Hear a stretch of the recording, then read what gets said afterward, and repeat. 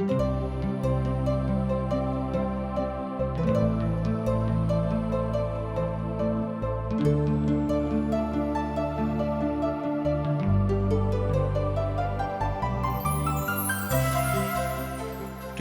के द्वारा प्रस्तुत अशक इजोत में अहाँ के स्वागत कर रहल छी। यह कार्यक्रम मसीही परिवार के प्रार्थना के जयवंत आ फलवंत होबा के लेल बाइबल के सिलसिलेवार अध्ययन के लेल प्रोत्साहित करै छी। मुदा सब परिवार बाइबलक शिक्षा आ ज्ञानो में सुदृढ़ भ जाओ आ अहाँ सब जयवंत जीवन जिंदगी बिताबियौ। कृपया क देखू आ सुनू जायसँ परिवार के अहाँ के जीवन के ज्योति मिले, जायसँ आनंदित रहो। आशा के इजोत मैथिली कार्यक्रम में एक बेर और हम अहाँ के अभिनंदन प्रभु यीशु मसीह के मीठ आ पवित्र नाम में कर रहल छी। हमर श्रोता मित्र, हमर भाई बहिन, एहि बात से अहाँ बड़ आह्लादित होइब, आनंदित होइब, कियाक तऽ हमरा सब एक दोसर गोटे से एहि तरह मिलैत रहैत छी। कतेक नीक बात अछि कि अहाँ दुनिया के दिस नहीं देख कऽ प्रभु के दिस देख रहल छी, अर्थात जे गलत काम दुनिया करैत अछि तकरा नहीं कऽ कऽ अहाँ परमेश्वरक काज कऽ रहल छी। हमर श्रोता मित्र, हमर भाई बहिन, आजुक दिन हमरा सब प्रेरितक पोथी के 25वां अध्याय में छी। एहि अध्याय में हमरा लोकनि देखैत छी कि अनैतिक रूप में पौलुसक 2 बरख धरि जेल में राखल गेलनि। फेरेस्तुस के नव राज्यपाल बनेलाक बाद साधु पॉल नव राज्यपालक सन्मुख में उपस्थित होयबाक आज्ञा भेटलनि बा हुनका सन्मुख में उपस्थित होयबाक हुनका रहनि। जेना अहाँ बुझियौ, हमरा सब पौलुसक यरूशलेम में महासभा के सन्मुख में ठाढ़ होइत देखैत चुकलहुँ हैं। आ तकरा बाद अध्याय 24 में हमरा सब हुनका फेलिक्सक सन्मुख में देखैत छिन। पद 24 में हमरा सब देखैत छी जे फेलिक्स और हुनका जतेक लोग छलाह, धर्म पत्नी छली, एहि बात से डरा गेलाह कि पौलुस जे बात कहैत छथि ओ बात बड़ नीक अछि। किएक तो जहन कहलनि कि पुनरुत्थानक दिन जहन प्रभु यीशु मसीह संपूर्ण संसारक न्याय करबाक लेल औताह, ओहि दिन हमरा सब केओ पुनरुत्थित भऽ जायब। अर्थात पौलुस एहिठाम एहि बातक बता रहल छथि कि 2 तरह के पुनरुत्थान हेतैक। जे केओ संसार में आबि कऽ मुअल छथि हुनको, जे प्रभु के नहीं मानने छथि, आ जे केओ प्रभु के मान के संसार से विदा नेने छथि, दुनू के पुनरुत्थान हेतैक। एहि बातक जहन पौलुस घुरा फिरा के हुनका सन्मुख में राखलनि तऽ फेलिक्सक पत्नी आ फेलिक्स दुनू एहि बातक सुनि कऽ डेरा गेलखिन। हमर भाई बहन, एही तरहक डरक आवश्यकता हमरो सभक अछि कि परमेश्वरक न्याय के दिन जहन हमरा सब हुनका सन्मुख में ठाढ़ होइब तऽ की हमरा सभक मुँह एहन रहत कि हुनका देखा सकैत छी। ई बात सत्य अछि कि न्याय के दिन औतेक आ सब मनुष्य जाति के परमेश्वरक सन्मुख में ठाढ़ होइकऽ हुनका अपन अपन बातक बताबऽ पड़तनि, किएक तऽ प्रभु के लग हमर जिंदगी के सबटा हिसाब किताब छनि। हमर भाई बहन, एहि बातक हमरा लोकनि बिसरा दैत छी, यह एकटा बड़ खराब बात अछि। साधु पॉल चुनल बाटक दिस जा रहल छथि, जे बाट प्रभु हुनका देखौने छथि। अपन महिमा के बढ़ोतरी के लेल करैत छथिन से बात ने, मुदा जे किछ काज ओ कऽ रहल छथि, अर्थात साधु पॉल अपन प्रभु के महिमा के लेल कऽ रहल छथि, अपन यीशु के महिमा के बढ़ोतरी के लेल कऽ रहल छथि, तकरा में हम अपन मंतव्य दैत एहि बातक उजागर करैत छी कि परमेश्वरक लेल साधु पॉल सब ठाम ठाढ़ छथि, वा एना कहियो कि हर परिस्थिति में उपलब्ध छथि। कि एहि तरहक मानसिकता अहूँक अछि? कि एहि तरहक प्रेम प्रभु यीशु मसीह से अहूँ करैत छी?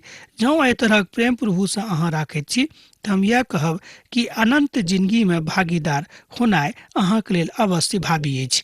किएक तऽ प्रभु से अहाँ प्रेम करनाइ आरम्भ कऽ देलहुँ हैं आ एही तरह प्रभु के लेल अहाँ ठाढ़ रहैत छी, तहन पुनरुत्थानक दिन अहूँ ठाढ़ भऽ कऽ अपन प्रभु यीशु मसीह के सन्मुख में हुनक मुख के अहाँ देख सकैत छी आ स्वयं के मुख के हुनका देखा सकैत छी। हमर भाई बहन, ई कतेक नीक अवसर होइतैक जहन एहि तरहक घटना एहि संसार में घटतैक। ई कोनो कल्पना के बात नहीं थिक, ई पवित्र पोथी बाइबलक कथा थिक जे बड़ सत्यक ऊपर आधारित अछि। एना हम अहाँके बाजि सकलहुँ हैं 100% सत्य के बात अछि। फेस्तुसक सन्मुख में साधु पॉलक मुकदमा चलैत छनि, हुनका सन्मुख में लोग अब हुनका लग आबैत छनि। फेस्तुस ओहि प्रदेश में अयलाक 3 दिनक बाद कैसरिया से यरूशलेम गेलाह।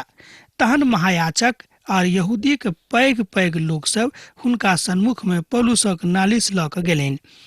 एहिठाम हमरा लोकनि देखैत छी कि हुनक अपने लोक पौलुसक विरोध में पड़ल छथि आ हुनका डर भऽ गेल छनि कि जँ पौलुस एहि तरह अपन अगुवाई दैत रहत तऽ संपूर्ण प्रदेशक लोकक एम्हर सँ ओम्हर कऽ देताह, किएक तऽ हुनक दुकान अब बंद हुअ वला छलनि। एहि बातक डर ओहि ठामक लोकक भऽ गेल रहनि। हमर भाई बहिन, एहि तरह बात बुझि सकैत छी कि जे प्रभुक वचन अछि ओ परमेश्वरक जे वचन अछि मनुष्य जाति के ऊपर प्रेम पर आधारित अछि, मुदा जे बात हमरा लोकनि धार्मिकता के दृष्टि सँ देखैत छी ओहिमे हमरा लोकनि संसारोक बहुत किछु बातक देखैत छी। एहि बातक अहाँ अन्यथा में नहि लेब, किएक तऽ कहियो कहियो हमरा सब कोनो कोनो बातक बिना बुझनैहे अन्यथा में लऽ कऽ गारि पढ़नाइ आरम्भ कऽ दैत छी। से नहि करब।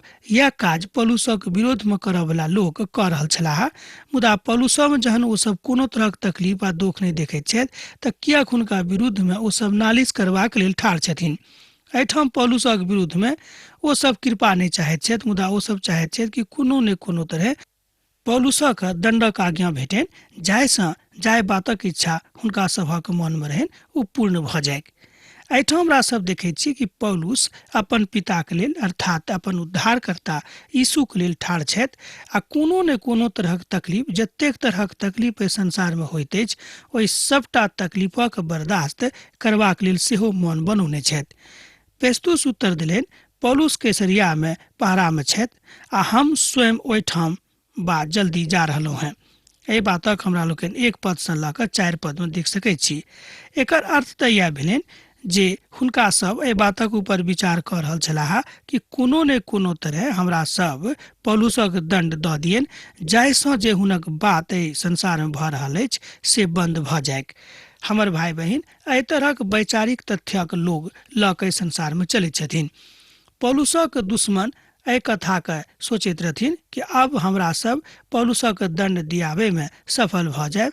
एहि तरहक मनसा हुनका सभक मन में आबि गेलनि, बा एना हम अपन छोट भाषा में बाजि सकैत छी कि ओ सब बुझि गेलाह कि हुनक मनक जे इच्छा रहनि से अब पूर्ण हुआ पर छनि।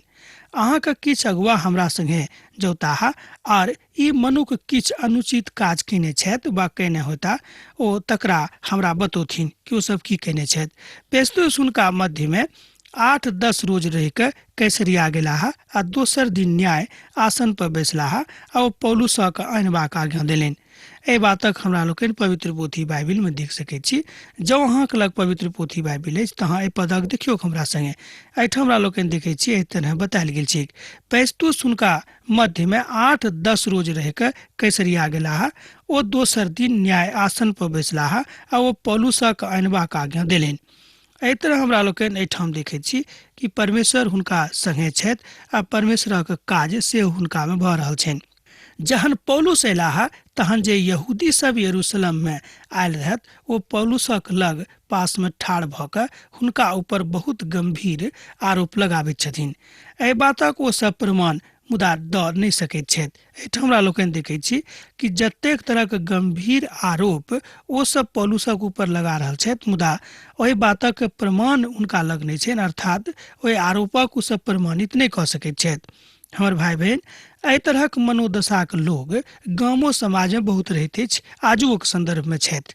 एहन बात नहीं कि आजुक संसार में एहि तरहक लोक नहीं छथि। लोक सब अहाँके विरुद्ध में बहुत तरहक कथा करत, मुदा हुनका लग एहि बातक के प्रमाण करबाक कोनो हिसाब किताब नहीं रहैत छनि।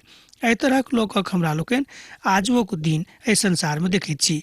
पौलुसक आर एक बेर एहिठाम बजायल गेलनि, जाहिसँ ओ अपन बचाव के पक्ष में किछु बाजि सकैत छथि आ ई काज हुनका सेहो करबाक रहनि। एहि तरह प्रभु उनका मौका दिलेन, अर्थात प्रभु यीशु मसीह पौलुस के मौका दिलेन कि वो सुसमाचार फेस्तुसो के कान में लऽ जाइन। हमर भाई बहन, एहि तरह अहाँ बाजि सकलहुँ हँ कि परमेश्वर एहि तरह के इंतजाम हुनका जिंदगी में कऽ दिलेन, जाहिसँ फेस्तुस पौलुसक माध्यम से प्रभु यीशु मसीह के सुसमाचार सुनेक। एहि तरह हमरा लोकनि देख रहल छी प्रभु अपन योजना के पौलुसक जिंदगी के माध्यम से सफल बना रहल छथि। पौलुस उत्तर दिलेन, नहीं तो हम किछु यहूदी के धर्म व्यवस्था के विरुद्ध में आ नहीं किछु मंदिर के आ तकरा विरुद्ध में कोनो तरह कथा कैलहुँ हैं वा अपराध कैलहुँ हैं।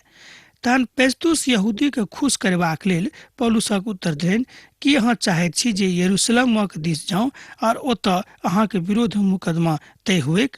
एहि तरह हमरा लोकनि देखैत छी कि राज्यपाल लोकक मनोदशाक दिस देखैत कि लोकक भीड़क देखैत हुनका खुश करबाक लेल एहि तरहक बात कऽ रहल छथि। ई बात आजुक संदर्भ में हमरा लोकनि देखैत छी जे पैघ पैघ अगुआ लोग सब छथि संसार में एहि तरहक काज करैत छथिन।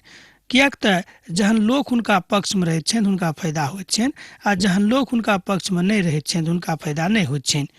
एहि विचारे एहिठाम राज्यपालक विचारक हमरा लोकनि देखैत छी, हुनक मनोदशाक देखैत छी आ हुनक व्यवहारक हमरा लोकनि देख रहल छी जे ओ कोनाक लोकक खुश करबाक लेल कहैत छथि कि हम अहाँके यरूशलेमे पठा देब आ ओही ठमक लोग अहाँके न्याय करताह। हमर भाई बहन एहि बातक अहाँ 8 पद में आ 9 पद में देख सकैत छी। जँ अहाँके लग पवित्र पोथी बाइबिल अछि तऽ अहाँ खोलि कऽ देखियौ। एहिठाम पौलुस जे लोग ओतऽ छलाह दुष्ट लोग हुनका सन्मुख में ठाढ़ छथि, मुदा एहिके बादो हुनका मन में कोनो घृणा या ईर्ष्या हुनका सभक प्रति नहि छनि। एहिठाम हम देखैत छी जे पौलुसक हृदय सुसमाचार से भरल अछि, कोनो खराब बात से नहीं भरल अछि। जँ हमरा सभक हृदय कोनो आर दोसर बात से भरल रहत, सुसमाचार से नहीं भरल रहत तऽ हमरा सब ई काज कऽ सकैत छी। हमर भाई बहन जहन मनुष्य जाति के मन आ हृदय आ देही सुसमाचार से भरि जाइत अछि तहन हुनका हृदय में केकरो प्रति ईर्ष्या आ घृणा आ लोभ आ हुनका दुख पहुँचेबा के कोनो काज हुनका मन में नहीं रहैत छनि। एहि बातक हमरा लोकनि विचारणीय ढंग से प्रभु यीशु मसीह के सुसमाचार से सीख सकैत छी। एहिठाम प्रभु यीशु मसीह के विषय में जे किओ बहुत पैघ विद्वान छथि हुनका विषय में जानकारी राखैत छथि ओ कहैत छथिन कि जँ अहाँके हृदय प्रभु यीशु मसीह के प्रेम से भरल अछि, अर्थात जँ सुसमाचारक ज्ञान से भरल अछि तऽ अहाँके हृदय में केकरो प्रति अर्थात अपन दुश्मनक प्रति कुभावना नहीं रहत। यह बात आजुक दिन हमरा सभक सिखबाक अछि। पौलुस कहलेन हम सम्राटक न्याय आसनक सन्मुख में ठाढ़ छी, हमर मुकदमाक फैसला एही ठाम होयबाक चाही। अहाँ बड्ड नीक सँ जानैत छी जे हम यहूदी के विरुद्ध में किछु अपराध नहीं कयलहुँ हैं। एहि बातक साधु पौल बड़ स्पष्टता के साथ बता रहल छथि कि अहाँ एहि बातक खूब नीक सँ जानैत छी जे यहूदी के विरोध में हम कोनो पाप नहीं कयलहुँ हैं। लोक सब कहैत अछि जे किछु टीकाकार सब कहैत छथिन कि पौलुसक एहि तरहक बात नहीं करबाक चाही। हमर भाई बहन अहाँ एहि बातक किएक बिसरा दैत छी कि पौलुस पवित्र आत्मा से भरि कऽ कोनो ने कोनो बात जे ओहिठाम भेल रहल अछि तकरा ओ करैत छथिन। अर्थात एहन कोनो बात नहि अछि जाहि बातक पौलुस पवित्र आत्माक सहायता के बिनु कऽ रहल छथि। अर्थात पवित्र आत्मा से भरि कऽ पौलुस ओहि सबटा बातक बाजि रहल छथि तैँ अहाँ बाजि सकलहुँ हँ कि पौलुस जे कऽ रहल छथि ओ नीक अछि, किएक तो अपना दिस से नहि मुदा अपन उद्धारकर्ता के दिस से प्रभु के लेल ई काज कऽ रहल छथिन।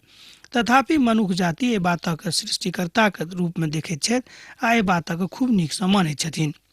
पौलुसक अपील ओहिठाम भऽ गेलै, मुदा ओ सब एहि बातक खूब नीक सँ नहि सोचैत छथि जाहि बातक सफाई पौलुस ओहिठाम दऽ रहल छथिन। मुदा एहि मुकदमाक सीधा सीधी फेस्तुसक लग अनबाक अछि। एहिठाम साधु पौल प्रभु यीशु के महिमा के बड़ सावधानी के साथ बता रहल छथिन। एना कहियो कि पौलुस रोम परमेश्वरक इच्छा पर कारणे गेल छलाह। आब हाँ बातक बुझि सकलहुँ हँ कि जे रोम पौलुस गेलाह कोनो अपना मन से नहीं मुदा अपन प्रभु के इच्छा के पूर्ति करबाक लेल पौलुस रोम गेल छलाह।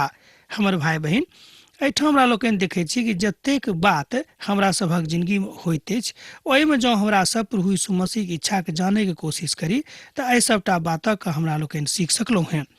राजा अगिरप्पा आ राज्यपाल फेस्तुस में विचार विमर्श होइत छनि। एहि बातक हमरा लोकनि देखैत छी कि राजा अगिरप्पा आ राज्यपाल फेस्तुसक बीच में विचार विमर्श भऽ रहल अछि। विचार विमर्श किएक तऽ ओ कोना के चाहैत छथि कि पौलुसक हमरा लोकनि दंडित कऽ दियक वा हुनका छोड़ि दियक। किछु दिनक बाद राजा अगिरप्पा आ रानी बिरनीके कैसरिया में अयलाह। ओ फेस्तुस सँ भेंट कयलाह। एहि बातक अहाँ 13 पद में देख सकैत छी। जँ अहाँक लग पवित्र पोथी बाइबिल अछि तऽ हमरा संगे प्रेरितक पोथी तकर 25 अध्याय आ तकर 13 पद के अहाँ देख सकैत छी। एहिठाम एहि बातक हमरा लोकनि देखैत छी स्पष्टता सँ कि परमेश्वरक आत्मा ओहि जगह पर ओहि प्रदेश में खूब नीक सँ जा रहल अछि। अर्थात पौलुसक कारणे ओहि प्रदेश में पवित्र आत्मा का आगमन भ गेलैन, अर्थात प्रभु यीशु मसीह के प्यार, हुनक अनुराग, हुनक अनुशंसा ओहि प्रदेश में आबि गेलै। हमर भाई बहिन, यह बात आजुक दिन अहूँक जिंदगीक संगे घटित भ सकैत अछि जँ प्रभु यीशु मसीह पवित्र आत्मा के काज अहाँ अपना जिंदगी में हुआ दिबेक। कियाक तऽ पवित्र पोथी बाइबिल बताबैत अछि कि जँ अहाँ अपन हृदय के केवाड़ खोलि कऽ नहि राखब तब प्रभु यीशु मसीह कोना कऽ अहाँक हृदय में प्रवेश पोताहा। हमर भाई बहन, ई बात बड्ड सत्यक अछि, मुदा एहि बातक हमरा सब बड्ड सत्यक साथ देख सकैत छी जे समस्त राजा के राज सत्ता पर आधारित छथि। अर्थात एना अहाँ बुझि सकलहुँ हँ कि जिनका एहि संपूर्ण संसारक राज सत्ता पर अधिकार छनि, अर्थात जे संपूर्ण संसारक सृष्टिकर्ता छथि, कि हमरा सब ई काज हुनका नहि करऽ देबनि। अहाँ स्वयं विचार कऽ कऽ देखियौ। यह बात एहिठाम पौलुस बता रहल छथि कि मनुष्य जाति की काज छनि कि प्रभु का काज करऽ दियौन, हुनका नहि रोकियौ। जँ अहाँ हुनका रोकि देबनि तऽ अहाँक जिंदगी में प्रभु काजक होइत अहाँ कोना देखबिक। ओ ओहिठाम बहुत दिन रहऽवला छलाह, तैं राजपाल फेस्तुस पौलुसक कहानी का राजा के नगरपाल के बतौलथि। ओ कहलनि, एक मनुष्य बंदी गृह में छथि, हुनका फेलिक्स कैद में छोड़ि कऽ गेलाह। एहि बातक अहाँ 15 पद में देख सकैत छी। जँ अहाँक लग पवित्र पोथी बाइबिल अछि तऽ हमरा संगे अहूँ खोलि कऽ देखियौ। लिअ, हम अहाँके लेल तकरा देख रहल छी। ओ एहिठाम बहुत दिन रहऽवला छलाह, तैं राजपाल फेस्तुस पौलुसक कहानी के राजपाल अगिरप्पा के बतौलथि। ओ कहलनि, एक मनुष्य बंदी गृह में छथि, हुनका फेलिक्स कैद में छोड़ि कऽ गेल छथि। एहि बातक अहाँ 15 पद में देख सकैत छी। 14 पद में सेहो एहि बातक दिस इशारा कयल गेल छै। ओ बड्ड नीक मनुष्य छलाह, तहन अहाँ एहि बातक लेल अपन काजक देखबाक पछतावा करबाक इच्छा राखैत छी। हमर भाई बहन, एहिठाम हमरा सब जहन राजपाल फेस्तुसक विचारक देखैत छियनि तऽ हुनका मन में रहनि। हमरा एना विचार अछि कि ओ नहि चाहैत छलखिन कि पौलुस जेल में बंद रहैक, बंदीगृह में रहैक, कियाक तऽ हुनका एहि बातक जानकारी पवित्र आत्मा दऽ देने रहनि। हम एना विचार करैत छी, एना सोचैत छी कि कियाक पौलुसक हमरा सब जेल में राखने छी, ओ तऽ परमेश्वरक लोक छथि, मुदा खोलि कऽ राजा के डर सँ ओ एहि बातक नहि बता रहल छथि, कियाक तऽ हुनका अपनो रोजी रोटी के डर रहनि। यह बात आजुक दिन हमरो सबक सिखबाक अछि। हमरा सब कहियो कहियो अपन रोजी रोटी के डर सँ सत्य बातक नहि राखैत छी, जाहिसँ परमेश्वर हमरा सब गोटे सँ नाराज भऽ जाइत छथि। राजा अगिरप्पा कहलनि, हमहूँ ओहि मनुखक कथा के सुनलहुँ हँ आ तकरा हम सुनऽ चाहैत छी। एहि बातक अहाँ 22 पद में देख सकैत छी। एहिठाम राजा अगिरप्पा हुनका से कहैत छथि कि हाँ, हमहूँ हुनका विषय में सुनलहुँ हैं जे ओ कोन तरहक लोक छथि, मुदा हम हुनको देखैके इच्छा राखैत छी। दोसर दिन अगिरप्पा और बिरनीके बड्ड धूमधाम सँ अयलाह। ओ सेनापति आ नगरी के प्रतिष्ठित लोकक संगे दरबार में पहुँचलाह। फेस्तुस आज्ञा देलनि जे पौलुसक दरबार में आनल जाय। एहि तरह जँ एहि पदक अहाँ ध्यान दऽ रहल छी, कनि ध्यान दियौ 23 पदक, कि एहिठाम प्रभु अर्थात प्रभु यीशु मसीह पौलुस के कोना के हुनका सन्मुख में अर्थात राजा के सन्मुख में आनैत छथि। एहि तरह हमरा लोकनि देखैत छी कि सोझा सोझी तऽ नहि, मुदा घुरा फिरा के सुसमाचार हुनको लग पहुँचैत छनि। एहि तरह पौलुस बड्ड प्रसन्न होइत छथि। तहन अहाँ बाजि सकलहुँ हँ कि परमेश्वर अपन योजना के पुष्टि करबाक लेल, अपन योजना के पूरा करबाक लेल एहि तरहक काज ओहिठाम कऽ रहल छथि, जाहिसँ परमेश्वरक महिमा, हुनक सुसमाचार हुनको हृदय में पहुँचनि। एहिठाम हमरा सब बड्ड नीक अद्भुत चिन्हक देख रहल छी जे पौलुसक ओहिठाम भेट रहल छनि। अर्थात ओहिठाम जे पौलुस बान्हल छलाह जंजीर में, हुनका लोग ओहिठाम उपस्थित कैलथि। हमर भाई बहन, देखियौ एहि हालत में रहि कऽ, एहि अवस्था में रहि कऽ देखियौ कतेक खुशी के साथ ओ सुसमाचारक प्रचार करे में लागल छथिन। हमर भाई बहन, की हमरा सबक हृदय एहि तरहक अछि? कि एहि तरहक प्रेम हमरा सब प्रभु यीशु मसीह सँ करैत छी? कि एहि तरहक नेह हमरा सब हुनका सँ लगाबैत छी? बा कि एहि तरहक नेह लगेबाक अधिकार हमरा सब राखैत छी? हमर भाई बहन, प्रभु अहाँके अधिकार देने छथि, तैं अहाँ हुनका बिसारियौ नहि, कियाक तो अहाँ से प्रेम करैत छथिन। परमेश्वरक प्रेम को कोनो अनर्गल वस्तु नहीं बुझियो, कोनो अदलाह बात नहीं बुझियो, कोनो छोट गप नहीं बुझियो, कियाक तऽ परमेश्वरक प्रेम बड्ड कठिन अछि। परमेश्वरक प्रेम खूब बहुमूल्य अछि। एहि बातक जहिया कहियो हमरा सब खूब अनेरे बुझैत छी तऽ हमरा सब तकलीफ में पड़ैत छी। एहिठाम परमेश्वरक काज मनुष्य जातिक लेल बड्ड आसान भऽ जाइत अछि। फेस्तुस राजा अगिरप्पा सँ पौलुसक सहायताक लेल आग्रह करैत छथि, किएक तऽ जतेक अनुरोध हुनका विरुद्धमे आयल छलनि ओहि सभटाक विचार करलाक बाद एहि तरहक भावना हुनक भऽ जाइत छनि। पौलुस एहि बातक बताबैत कहैत छथि कि हम अब अहाँ संगे की करी, एहि तरहक भावना हमर अछि, मुदा एहि तरहक बात पेठाम स्पष्टतासँ लिखल तऽ नहि अछि, मुदा हम एहि तरहक विचार व्यक्त कऽ रहल छी। फेस्तुस राजा अगिरप्पा सँ पौलुसक सहायताक लेल आग्रह करैत छथि, किएक तऽ जतेक आरोप हुनका ऊपर लगाओल गेल छलनि ओ सभटा मिथ्या छल। एहि बातक फेस्तुस जान गेल छलखिन, तैँ ओ राजा अगिरप्पा सँ अनुरोध करैत छथि कि अहाँ पौलुसक सहायता करियौक। एहिठाम हमरा लोकनि देखैत छी कि फेस्तुसक हृदयमे सुसमाचार पहुँच गेल छनि। एहि तरहक हमर विचार अछि आ एही तरहक विचार डॉक्टर मैगी सेहो व्यक्त करैत छथिन। ओ कहैत छथि कि फेस्तुसक हृदयमे सुसमाचार पहुँच गेल रहै, तैँ परमेश्वरक आत्मा हुनकामे आबि गेल रहनि। फेस्तुस कहलनि, हे महाराज अगिरप्पा और हे सब प्रतिष्ठित लोकनि, अहाँ सब केओ एहिठाम हमरा संगे छी। अहाँ एहि मनुखक देख रहलहुँ हैं जिनका विषयमे समस्त यहूदी सब विचार कऽ रहल छथि। हमरा सँ निवेदन यह अछि, बा एना यह कहब, हमर निवेदन अहाँ सँ यह अछि, अहाँ हिनका ऊपर विचार करियौ आ एहि मनुखक जिंदगीके अहाँ उबारि दियौ, किएक कि जेलमे तकलीफमे पड़ल छथि। एहि बातक ओ खूब खोलि कऽ ओहिठाम राजा अगिरप्पा सँ बाजि रहल छथि। फेस्तुस, हमर भाई बहिन, एहि तरहक विचार अहूँके भऽ सकैछ जँ परमेश्वरक पवित्र आत्मा अहाँके हृदयमे आबि जायत। हमरा सभक लेल उचित नहि जे हमरा सब एहि तरहक काज करी जे परमेश्वरक विरुद्धमे अछि। यह बात आजुक दिन हमरा सभक बुझबाक अछि, विशेष रूपे मंडलीक लोगक बुझबाक अछि। जतेक मसीह मंडलीय संसारमे छथि, हम सबसँ एहि बातक अपील कऽ रहल छियनि कि एहि तरहक विचार अहाँ नहि राखियौ जे परमेश्वरक विरुद्धमे जाइत अछि। मुदा हम एहि बातक छानबीन कऽ कऽ देखैत छी जे परमेश्वरक लोग कतेक नीक सँ काज कऽ रहल छथि, कारणे हिनका मृत्युदण्ड देबल जायक यह महाराजा धीराजक दुहाई देने छथि। हम हिनका पठायब निश्चय कऽ चुकलहुँ हैं। एहिठाम हमरा लोकनि देखैत छी कि हुनका मनमे अर्थात राजपालक मनमे ई बात आबि गेलनि कि यहूदी सब चाहैत छथि कि हिनका मृत्युदण्ड भेटनि, मुदा हुनक ई विचार नहि छनि, तैँ हम हिनका एहिठामसँ दोसर ठाम पठाबैके इच्छा राखैत छी। मुदा हिनका विषयमे हम स्वामित्वक की लिख सकैत छी, मुदा हमरा एहन कोनो बात नहि भेटल जाहिसँ हम हिनकामे ओहि तरहक दोष देखिए कि हिनका मृत्युदण्ड भेटनि। हिनका अहाँके सन्मुखमे उपस्थित कयलहुँ हैं जाहिसँ हिनक जाँच अहाँ स्वयं कऽ सकैत छी। एहि तरह अहाँ बाजि सकलहुँ हँ कि राजपाल फेस्तुस स्वयं हुनक वकीलक जकाँ काज कऽ रहल छथि, हुनका विषयमे बता रहल छथि कि हिनकामे हम आजुक दिन धरि एहन कोनो दोष नहि पाबैत छियनि जे हिनका मृत्युदण्ड भेटनि। हमर भाई बहिन, की बात सत्यक अछि कि अहाँ विचार करैत छियै एहि तरहसँ? हमर भाई बहिन, एहि तरहक विचार जतेक विश्वासी लोक छथि हुनका मनमे छनि कि जे केओ परमेश्वरक लेल काज कऽ रहल छथि हुनका मनमे, हुनका हृदयमे परमेश्वरक प्रति प्रेम तऽ रहैत छनि, मुदा संसारक डर से हुनका लग बनल रहैत छनि। एहिमे घबराबैके कोनो जरूरत नहि अछि। आजुक संदर्भमे अहाँ एहि बातक ऊपर विचार कऽ कऽ देखियौ, जेना स्वयं पवित्र आत्मा फेस्तुसक हृदयमे काज कऽ गेलै, ओही तरह अहूँके लेल परमेश्वरक पवित्र आत्मा ठाढ़ अछि, हुनकासँ अहाँ सहायता मांगियौक। तहन हमरा एहिठाम आज रुकबाक आज्ञा दिअ, किएक तऽ अहाँसँ विदा होयके काल भऽ रहल अछि। तहन हमरा विदा दिअ। प्रभु यीशु मसीह ने सैद घड़ी अहाँके जिंदगीमे बनल रहैक। आमीन। हमर विश्वास अछि कि ई कार्यक्रम अहाँके लेल लाभदायक सिद्ध अछि। हम चाहै छी कि अहाँ अपन आशीषके हमरा संग साझा करू।